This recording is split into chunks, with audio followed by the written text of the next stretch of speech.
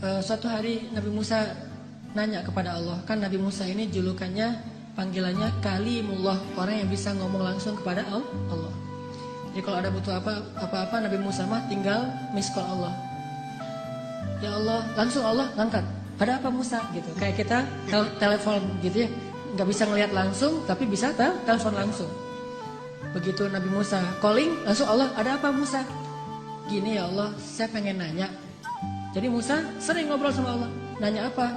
Saya pengen tahu di antara umat saya itu siapa yang paling rendah kedudukannya di matamu? Yang paling levelnya paling rendah.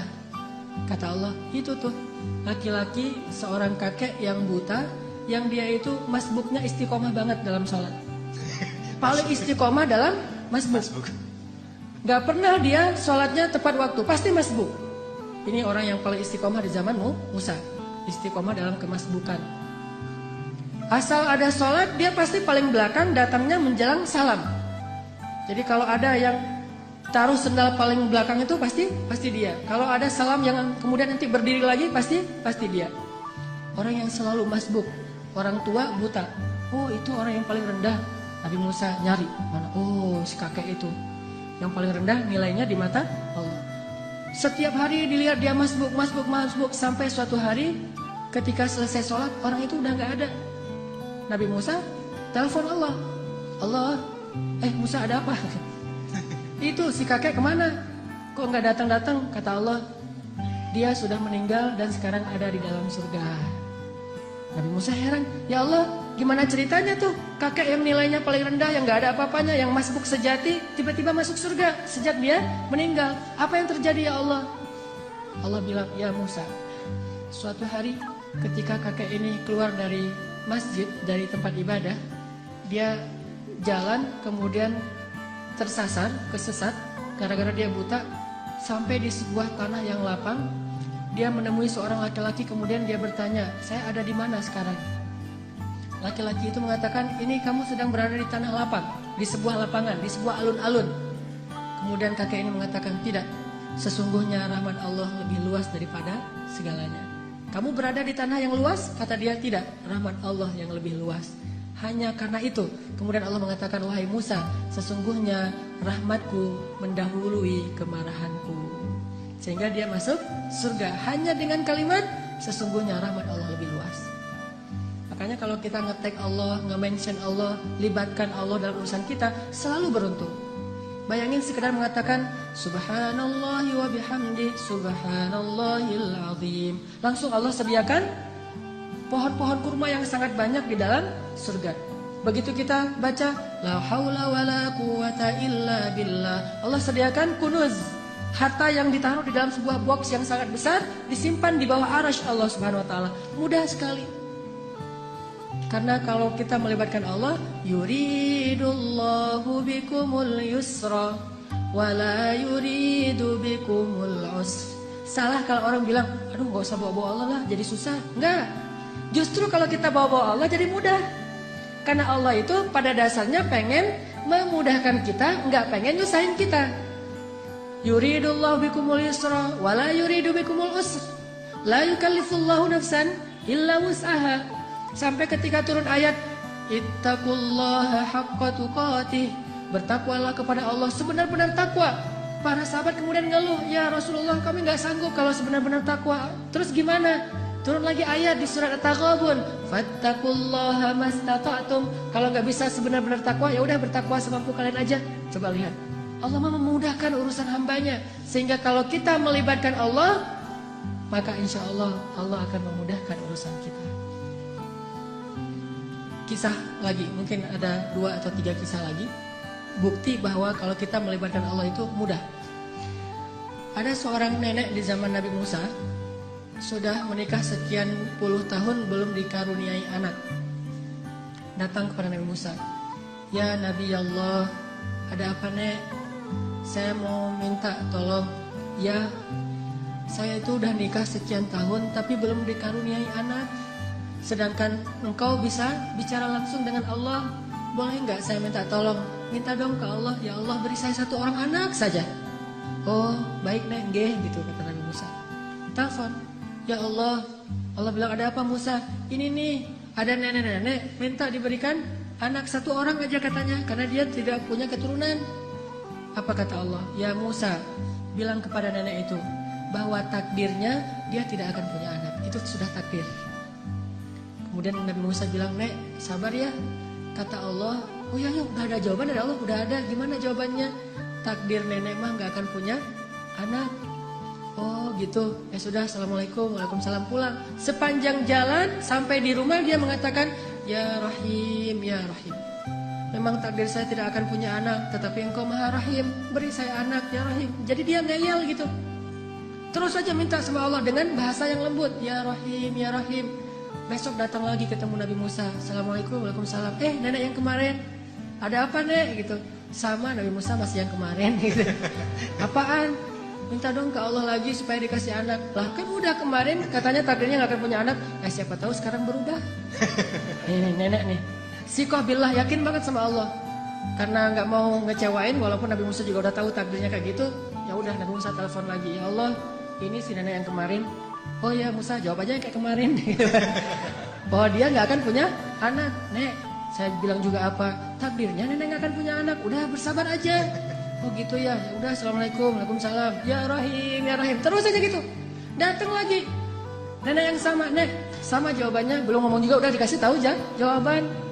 Tapi kata nenek, coba minta lagi, mudah-mudahan Allah udah mau ngasih sekarang. Ya Allah, nenek yang kemarin datang lagi. Wahai Musa, takdirnya gak akan punya anak. Nek, memang udah takdirnya kayak gitu. Sabar aja. Gimana tuh caranya nek? Udah takdir Allah gak akan bisa dirubah. Oh gitu, ya Rahim, ya Rahim. Pulang terus. Setelah sekian lama gak datang-datang. Setelah beberapa bulan akhirnya dia datang bawa bayi. Gendong bayi datang ke Nabi Musa. Assalamualaikum gitu. Waalaikumsalam. Nenek yang dulu. Ya, terus itu siapa? Anak. Anak siapa? Anak saya. Hah? Ya Allah, ini ceritanya gimana nih? Kok bisa nih nenek punya anak? Nabi Musa nelpon Allah. Gimana nih ceritanya nenek yang takdirnya gak bakalan punya anak tiba-tiba bawa bayi? Kata Allah, ya Musa, setiap kali saya bilang takdirnya gak punya anak, dia bilang ya Rahim, ya Rahim. Dibilang lagi gak punya anak, dia bilang ya Rahim, ya Rahim. Wahai Musa, ketahuilah sesungguhnya rahmat saya mendahului takdir. Sehingga dengan rahmat Allah, Allah mengubah takdir nenek ini yang tadi gak punya anak jadi punya anak. Kalau kita baca hadis-hadis Nabi tentang kisah-kisah para anbiya itu luar biasa. Intinya adalah mereka selalu mengandalkan Allah dan selalu mendapatkan janji-janji yang Allah pernah janjikan kepada mereka. Gak pernah kecewa. Mungkin cerita terakhir yang sangat populer itu adalah cerita Siti Hajar. Ini bagi saya menakjubkan banget nih ceritanya.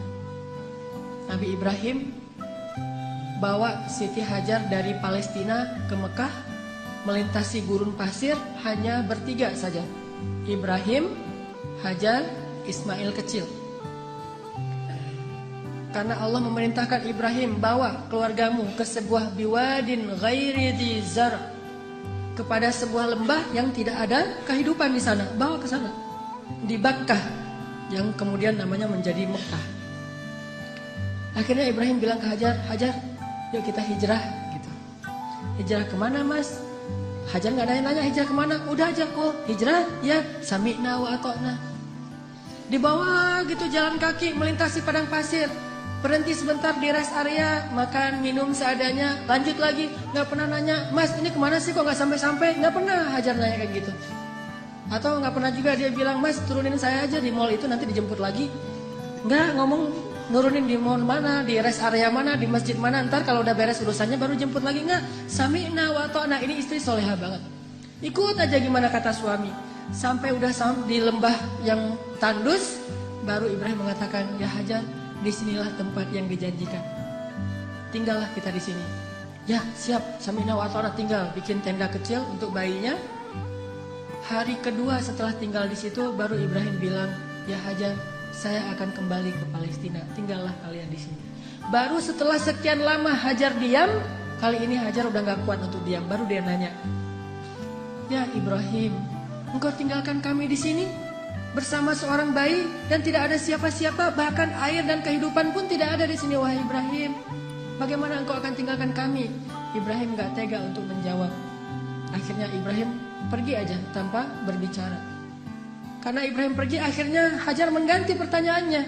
Dan pertanyaan kedua ini lebih benar dari pertanyaan pertama. Kalau pertanyaan pertama, gimana engkau meninggalkan kami sendiri? Pertanyaan yang keduanya adalah Hajar tanya kepada Ibrahim, ya Ibrahim, Allahu amaraka bihada? Apakah Allah yang menyuruhmu melakukan ini? Ibrahim mengangguk, ya ini perintah Allah. Apa kata-kata Hajar? La yudayyi'anallahu idzan. Kalau begitu pergilah wahai suamiku, Allah tidak akan mengecewakan kami. Ini namanya keep the faith. Kalau udah libatin Allah, berubah semuanya. Kalau tadi khawatir, galau, sedih, takut, tapi begitu nanya Allahu amaraka bihada, yang menyuruh kamu melakukan ini wahai Ibrahim? Ya kata Ibrahim, la yudayyi'anallahu idzan. Kalau gitu pergilah wahai suamiku, Allah tidak akan mengecewakan kami. Jadi kalau ada suami pergi tiba-tiba, kemana mas? Itu pertanyaannya salah, nggak usah dijawab. Tapi kalau nanyanya, mas ini Allah yang nyuruh, ya oh pergi aja. Gak apa-apa juga sebulan, setahun, Allah tidak akan mengecewakan kami. Kemana ternyata? Ikut taklim, ikut mungkin ada itikaf di mana. Kalau Allah yang nyuruh, maka istri akan tenang. Tapi kalau bukan Allah yang nyuruh, ini kenapa mas kok pergi? Allah yang nyuruh, bukan tuntutan sosial media. Ada yang lagi harus saya selesaikan, ada yang jadi selebgram, saya pengen deketin. Nah, ini baru namanya perlu khawatir. Tapi kalau Allah yang nyuruh, insya Allah aman. Pergilah wahai Ibrahim, Allah gak akan ngecewain kami. Ibrahim pergi, kemudian kita tahu adegannya, ternyata kehabisan air, Ismail nangis-nangis, Hajar lari antara Safa dan Marwah. Allah gak mengecewakan mereka dan memberikan air yang tidak pernah berhenti mengalir sampai hari ini. Dan itu air mukjizat banget loh. Gimana mukjizat? Kalau lagi banyak jamaah haji atau umroh di Mekah, air itu tidak akan kekurangan. Setiap hari orang minum air Zam-Zam. Kalau saya lagi umroh tuh selain minum, bahkan setiap hari dibawa dalam botol aqua. Kita kalau pergi ke masjid itu bawa botol aqua kan ya, terus ngisi air Zam-Zam. Di dalam hotel kita nggak pernah minum air aqua dari hotel, selalu minum Zam-Zam yang dibawa dari masjid. Bayangin, dalam sehari 5 kali orang membawa air Zam-Zam setiap waktu sholat, dan jumlah jamaahnya itu bisa sampai 3 juta kalau musim haji. Lalu ketika mereka pulang, mereka membawa minimal 5 liter air Zam-Zam di seluruh dunia, sebanyak 3 juta orang. Air Zam-Zam tidak mengering, keluar sebanyak-banyak yang dibutuhkan. Tapi begitu haji selesai, umrah belum dibuka, Mekah sepi. Tidak ada yang umrah kecuali orang lokal saja. Paling-paling ratusan orang, tidak sampai 1000 orang. Tapi walaupun yang datangnya sedikit, yang minumnya sedikit, air Zam-Zam tidak membanjiri kota Mekah. Ini namanya berkah. Kalau butuh banyak keluar banyak, kalau butuh sedikit keluar sedikit. Bukan pas butuh banyak airnya putus, atau pas butuh sedikit airnya jadi banjir, soalnya biasanya keluarnya banyak. Enggak kayak gitu Zam-Zam, sangat berkah. Dan itu gara-gara kata Hajar, la yudayyi'anallahu idzan. Allah enggak bakalan ngecewain kami. Maka teman-teman, ayo kita belajar melibatkan Allah dalam urusan kita. Ada masalah dikit, oh serahin sama Allah sambil berikhtiar. Tapi jangan bergantung kepada ikhtiar. Ikhtiar hanya sebuah kewajiban kita yang diperintahkan Allah. Tetapi hati kita tidak boleh bergantung kepada ikhtiar. Hati kita bergantung di langit kepada Allah Subhanahu wa ta'ala. Andalkan Allah, maka kita tidak akan kecewa insya Allah.